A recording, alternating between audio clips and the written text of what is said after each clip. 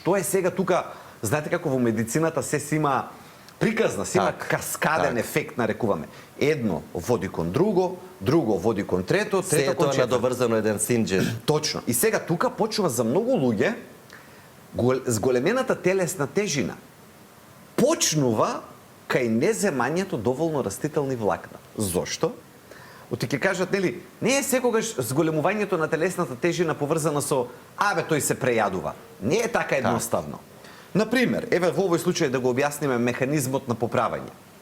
Прво, имаме еден човек што не внесува доволно растителни влакна, нема да му биде чувството на ситост такво какво што треба, тој просто ќе чувствува повеќе глад и ќе јаде за нијанса повеќе отколку што би јадел доколку ги има растителните влакна во исхраната. И сега не еден ден во прашање. Во прашање јадеме секој ден. Так. И таа навидум... По неколку пати во текот на денот, да.